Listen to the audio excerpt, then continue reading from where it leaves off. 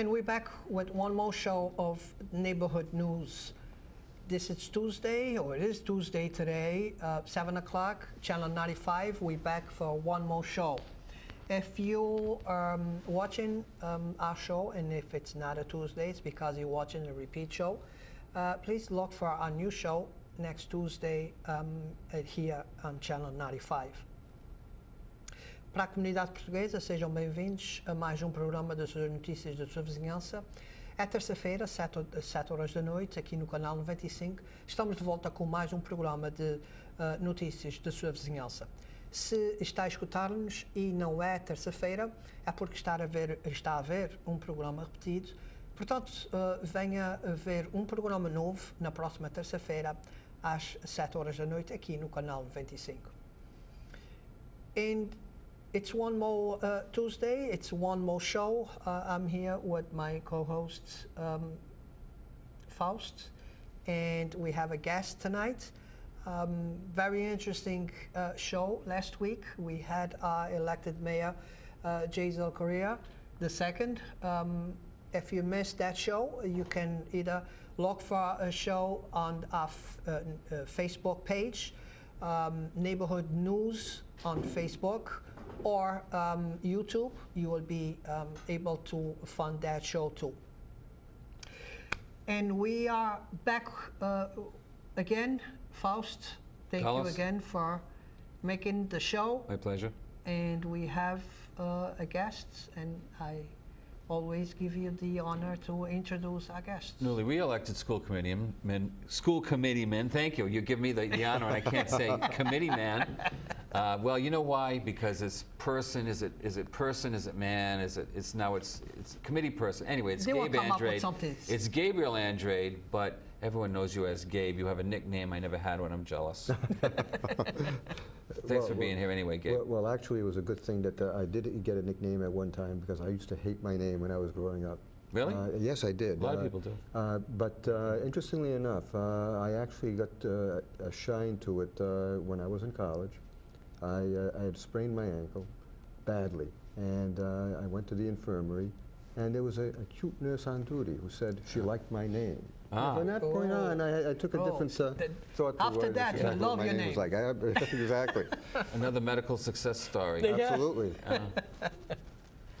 So it is, as we tape this, is 2 weeks after the election, and the school committee has a meeting coming up in, what, a couple of weeks? Actually, it's next week. Next Monday. week. And so there'll be 2 meetings before the end of the year. Correct. So I'm not sure when the December meeting is, but typically it's the second Monday of the month. So it will be within 3 weeks we'll have another meeting. And there is some turnover on the school committee. Is it just business as usual? Does everything go along as usual in these last couple of meetings after election, or? Well, there is still an agenda to follow. So so we will attempt to get through the agenda. I wouldn't think that would be sufficiently lighter. And I know where Faust's going, and before he's going there, let me ask you this, because the election was just 2 weeks ago. What did you heard out there campaigning, during your campaign, about the school department and about the school committee?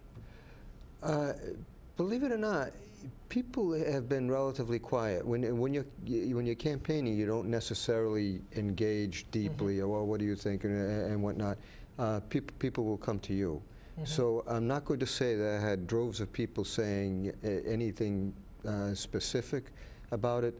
I will say that generally speaking, and you're probably not surprised at this, most of what I would hear, when people speak, it's usually negative. So, but that could be the same about almost anything. Certainly about trash or. And talking to city councils running for office, they hear about, we need to change our city council. We need new people. We need new blood. Campaigning for a school committee. Did you heard that too? That we need to change members there? A little bit, but again, not as much. And I think the other aspect too is the hot button issues were in the city council. So you were going to hear a lot more criticism about the city council than about the school committee. Even though there are individuals who certainly have a stake in the school department and how it's running, it's not as intense as certainly the city council has been. Do you wish that it were? Do you wish that there was a little bit more? Not that I think my perception has changed or things have changed. You tell me over the last few years, where I think that people think more about the schools than they used to. I think they do. And I'm going back maybe 5, 6 years, not 30, 40 years. Right. I think they do, but it's still not. It's almost like how should I put this? It's almost like the city council is perceived as the varsity team, and the school committee is more is like the JV team. Well, you have a more limited scope within the government. That's true, but there's nothing more important to a city or a town absolutely than schools. But do you get that sense that people are starting to realize that how important the schools are, whether it's in the context of economic development in the city or quality of life in the city? It's not just a matter of, well, should we educate our children? That people are starting to see it in a larger context, that it is an economic issue and it is an overall quality of life issue for everybody? I think it is understood to a greater extent than it ever has. Still not enough. And you asked initially about would I want people to feel that same way about the school committee? Up to a point, certainly some of the turmoil that we saw this last year, we could do without. But yes, we could use a little bit more of that passion and interest. And I think whoever try to keep the committee that way is doing a good job. You know, keeping people out of there. You know, people not attending, not giving time to people to speak. So whoever supports that kind of leadership is doing a great job. Well, That's where we are right now. That is kind of a big issue lately, Gabe. Of course, citizens' input became a big issue in the city council, for better or for worse, and I think it was probably a little bit of both. But the modern style of running a school department from the administrative side is to get more parent input. There's a parent academy just starting up. Yes, there is. And there's constant outreach in a city like Fall River, where it's often difficult to get parents involved because they may be working 2 jobs for one thing. Even in the suburbs, to get parents involved, you often get 1 parent involved. And in a place like Fall River, where there's more families, it's only 1 parent, it's tough to get that 1 parent involved. Correct. For whatever reason, there's a constant outreach within the school department itself to get parents involved. Right. Should there be more effort on the part of the school committee to get more parents involved in their end? Well, And you know what I'm talking about. interestingly enough, you had spoken about citizens' input, and there has been a little bit more talk at the committee level about liberalizing the rules. I felt for a long time that while it can be very chaotic, perhaps there were some structures we could put into place to make it somewhat less chaotic. But I find that when Judge Fernandez essentially imposed this new method or new protocol for running the citizens' input, the ruling is essentially that you must a person must speak to something that's on the agenda only. So if it's not on the agenda, no one can speak to it. But what that's taken away from people is the ability to say something, to address the committee if they have a complaint that perhaps hasn't been addressed any other way. They have an appeal of last resort, so to speak, and that, in my opinion, has been taken away from them. So there is a possibility that you may see some liberalization of that policy in the new year.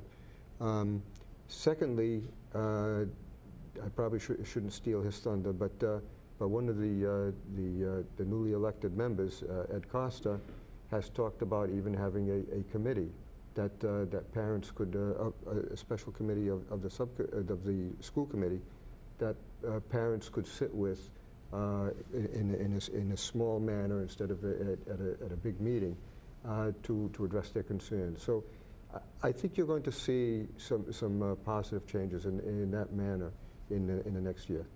It's good. Because, I mean, personally, I think that if people could go in front of the city, the people can use the citizens' input time, okay?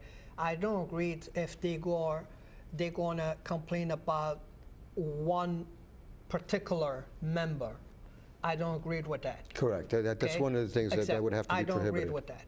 But if the person wants to speak about a problem that they have when one kid on the school department that either is not being treated good, that complaints being made to the principal and nothing's being done, I think that person needs to have a voice, a more higher level that somebody's gonna, resolve the problem. And I had kids doing this in the school department. I still have one that's finishing Durfee. But I had problems, and my problems just got resolved by themselves. I never got help. When it came to the extreme, that's when I got called. But guess what? It's too late, because have to come down to my kid had to resolve the problem herself, because I never got a call back, I never got the problem resolved, and if my kid needs to defend herself, now it's too late for you to call me back and to try to have me sitting in agree with you. Okay. So on that level, I think that's where we lost a lot. We lost a lot the connection when the public lost interest in participating on the committee, because they were pretty much just shut down. Well, and you can see, as a matter of fact, you go to any school committee meeting, and unless there is a really hot button issue, you may see a half dozen parents in the stands. You're going to see school staff, and but you see relatively few people from the public there.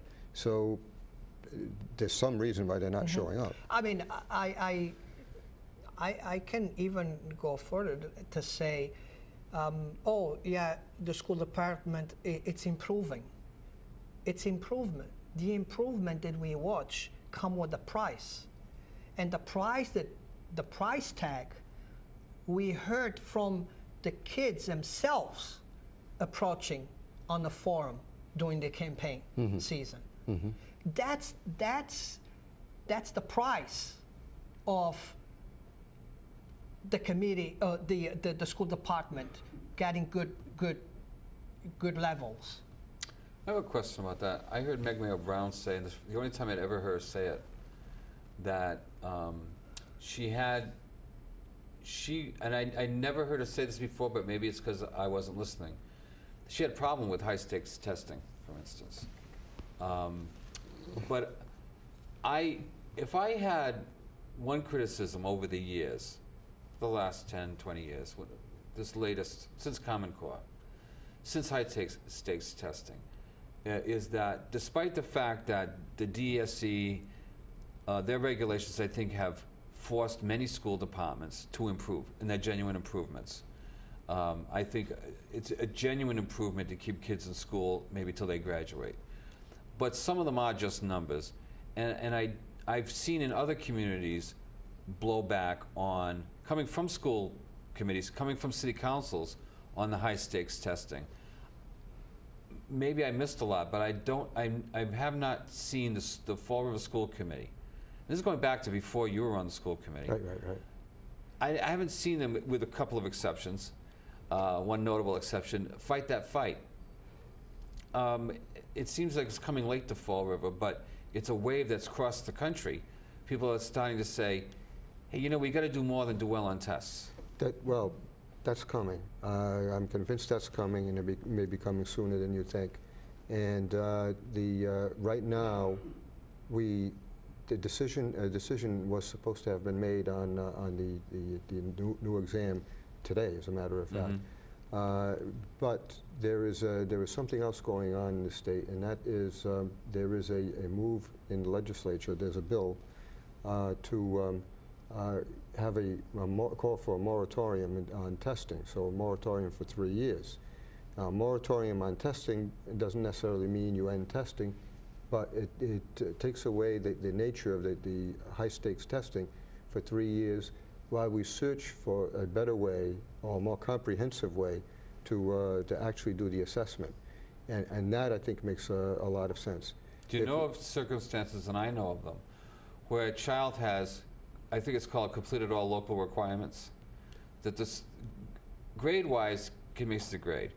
Correct. I remember a couple of years ago, BCC said, we'll take kids that would get a diploma otherwise if their only failing is they didn't pass MCAS, and the state prohibited them from doing so. Right, and then when colleges say, we're okay taking this kid, when the school department itself says, well, except for the MCAS, this kid passed, and that kid still doesn't have a diploma, that's one of the prices you pay for looking better in DESC's eyes. It seems a heavy price. Not only that, you also pay the price of what you don't teach these kids about in terms of subjects or sure. areas that we traditionally have taught kids, like, for instance, good citizenship, penmanship,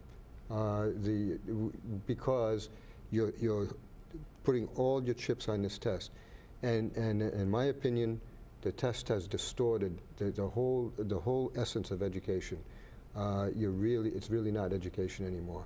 It's just, in fact, they spend more time practicing for the test than they actually spend teaching the material. I don't know how you do that, to be honest. And with we have a lot of problems going on in the schools that I think graduation that gets harder and harder every year. We have kids that don't want to be in school. Sure. No, They're of course, we've disturbing the always had. classes. So that means it's not just one kid that, could not pass, but he's jeopardizing the whole class. We have classes that kids don't speak English. So a teacher it's teaching and had to wait for somebody to translate to that kid. You know the time consumer that is when the other kids that want to learn, they're getting behind. They're not getting enough information. They're not having enough. So all of this stuff, needs to be resolved.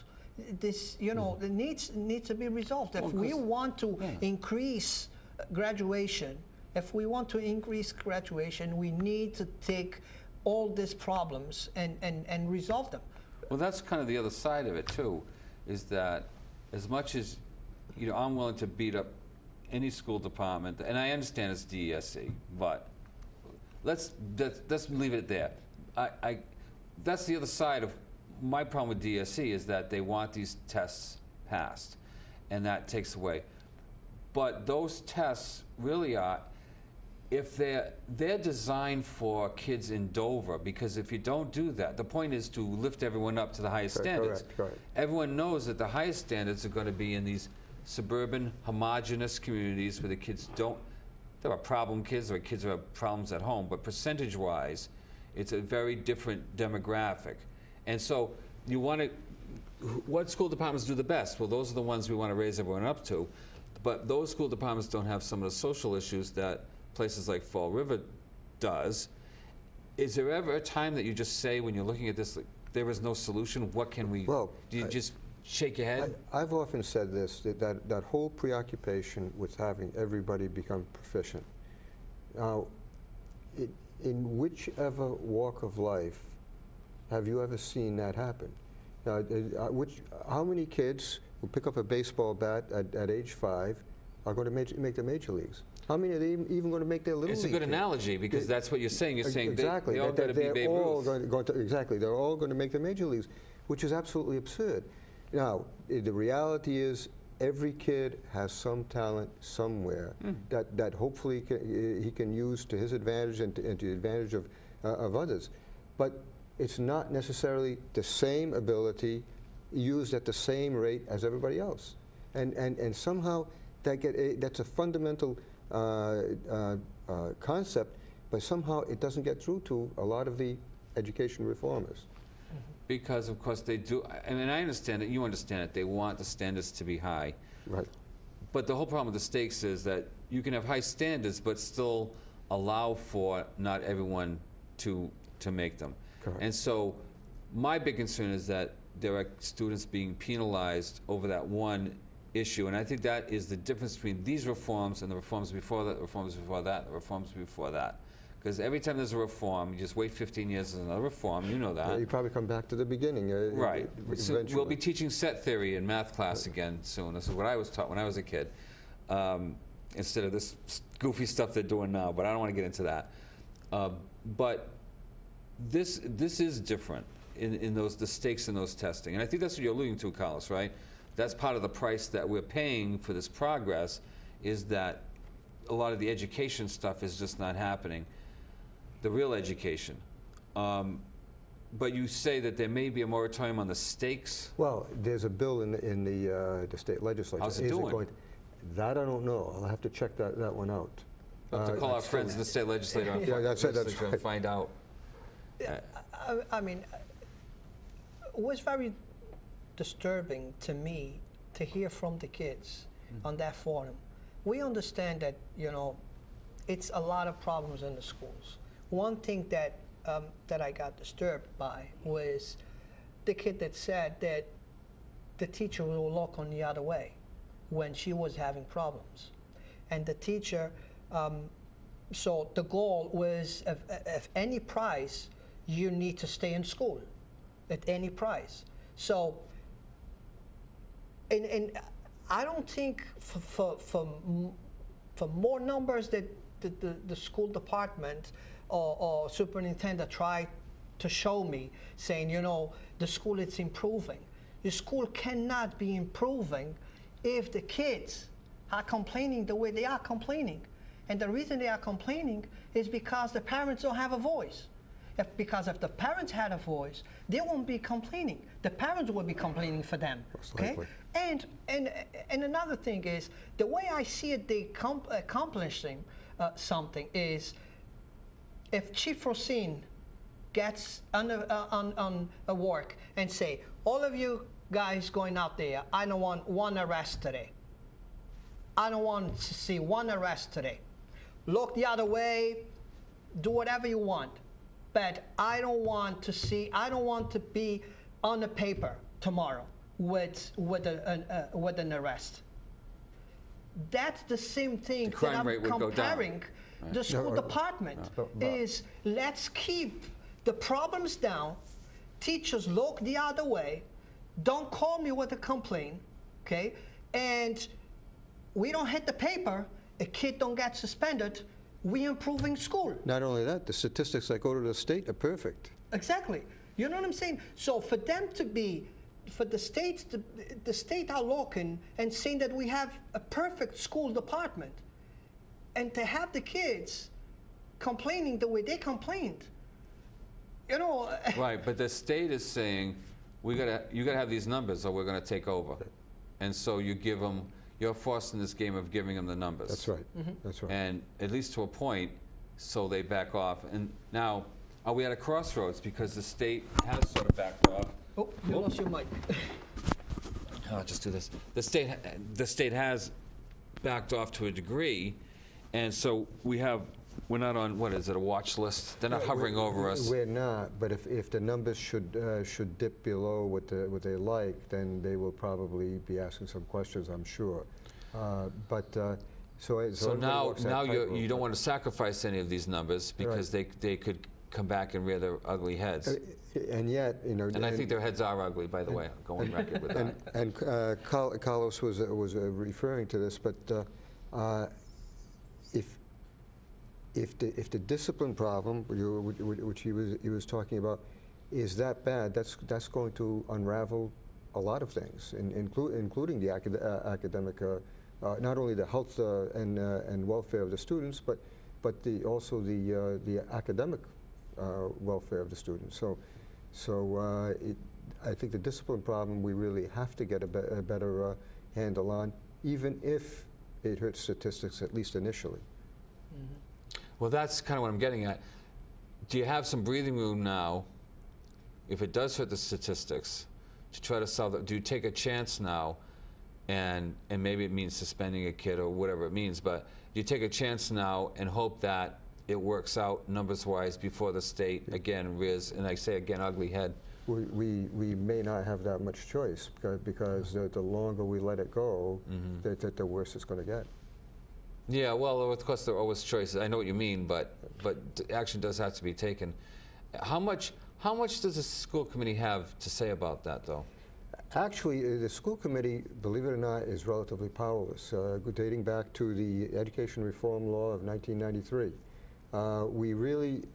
We have power over the budget, at least in terms that we make decisions over the budget. We have responsibility over policy, so we either make or approve policy, and lastly, we hire the superintendent. And let me ask you this: comparing that budget to the city budget, which the city councils go page by page for every dollar that where that dollar is going, is the committee looked at the budgets the same way? We look at it. I look at every page. Is it questioned? Maybe not. It's a finance committee will meet on the budget with school principals normally. So they'll divide it So up. if you see their money going into a contract or whatever that you don't like, did you have any power to question it, to Oh yeah, we can question it. change it? Yeah, or- we can question it. No, we can't. You don't have a line item veto, though. You have to accept or reject the whole budget. I think we do. I'm not absolutely sure. Although- I've never seen. Although during the course of the talks, you could say, if everyone says, "Oh, we don't like this," then the message is given and hopefully received that it's going to come back without that message. It's very interesting because, that budget passes with no question. Generally speaking, it does. Yeah. So it's the end of one more show. Can't Gabe, believe it. Again, already? thank you for coming by, and don't be a stranger. We do this Every 2 weeks, so don't be a stranger. Every 2 weeks. So thank you, Gabe. Thank you again. Thank you. Thanks, Gabe. Faust, Thank I you. see you in 2 weeks. Okay. Thank you. Have a good night.